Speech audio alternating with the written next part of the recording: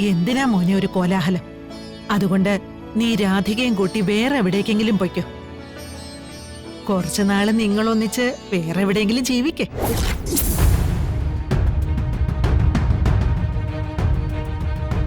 അപ്പോഴേക്കും ഇവിടുത്തെ കാര്യങ്ങളൊക്കെ ഞാൻ പറഞ്ഞു മനസ്സിലാക്കി നേരെയാക്കി എടുക്കാം.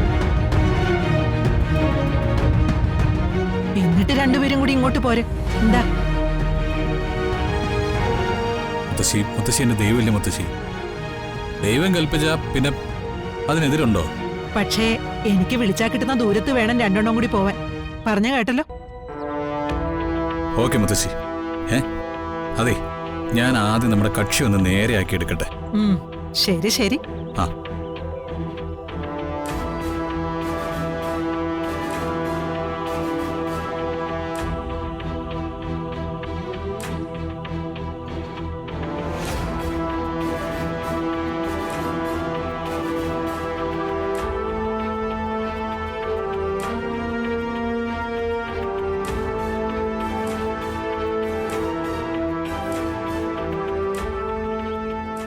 കഴിഞ്ഞോ മുത്തശ്ശി മോനും തമ്മിലുള്ള രഹസ്യം? അമ്മയോട് മുത്തശ്ശി എന്താ പറഞ്ഞു? വരുൺ ബിസിനസ്സുകാരുടെ കൂടെ ട്രാവലിലാണെന്നല്ലേ?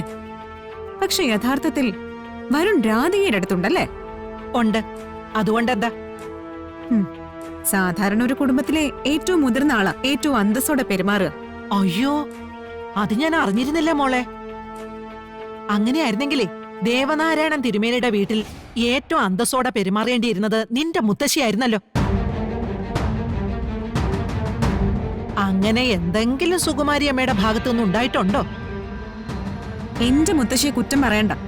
മുത്തശ്ശിയും മുത്തശ്ശിയുടെ കൊച്ചുമോനും ചിന്തിക്കുന്ന ഒന്നും നടക്കാൻ പോകുന്നില്ല. ചിന്തിച്ചിട്ടുണ്ടെങ്കിൽ അത് നടത്തിയിരിക്കും. നിനക്ക് ചെയ്യാവുന്ന കാര്യം എന്താണെന്നറിയൂ? അവര് കണിമംഗലത്തേക്ക് തിരിച്ചു വരുന്നതിന് മുമ്പ് നിന്റെ സാധനങ്ങളൊക്കെ എടുത്ത് ആറ്റുവാശ്ശേരിയിലേക്ക് പോവുക. അതാ മാന്യത. ദേവനാരായണൻ തിരുമേനി കൂടി അറിഞ്ഞ സ്ഥിതിക്ക് നീ അവരുടെ ജീവിതത്തിൽ ഒരു കരട് മാത്രമാ. എപ്പ വേണമെങ്കിലും എടുത്ത് മാറ്റാവുന്ന കരട്. അത് നിന്റെ കുടുംബം ചെയ്യണോ അതോ ഞങ്ങൾ ചെയ്യണോ എന്ന് മാത്രം തീരുമാനിച്ചാ മതി. അവിടെ മുത്തശ്ശിക്ക് ഒരു തെറ്റുപറ്റി.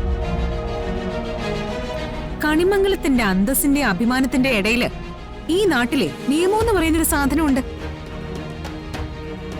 പോലീസുണ്ട്, കോടതിയുമുണ്ട്. അവരുടെയൊക്കെ മുന്നിലേ വരുണിന്റെ ഭാര്യ ഞാനാ. ഞാൻ ജീവിച്ചിരിക്കെ ഞാനുമായുള്ള ബന്ധം ഉപേക്ഷിക്കാതെ വേറൊരു പെണ്ണുമായിട്ട് വരുൺ അടുത്തിടപഴകുന്നു എന്നൊരു പരാതി ഞാൻ കൊണ്ട് കൊടുത്താലേ മുത്തശ്ശിയുടെ കൊച്ചുമോൻ അഴിയുണ്ട്.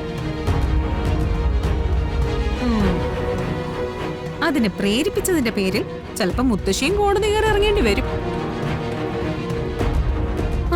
പിന്നെ ചിലപ്പോ കണിമംഗലത്തിനെ ഈ അന്തസ്സും പാരമ്പര്യം ഒന്നും ബാക്കിയുണ്ടായെന്ന് വരില്ല. അറിയാലോ ഇപ്പോഴത്തെ ഓൺലൈൻ മീഡിയക്കാരൊക്കെ. അവരൊന്ന് ഇളക്കി മറിച്ചാലേ അവിടെ തീരാവുന്നതേ ഉള്ളൂ ഈ കണിമംഗലത്തിന്റെ പാരമ്പര്യം. എന്നെ കൊണ്ട് വെറുതെ അത് ചെയ്യിപ്പിക്കരുത്.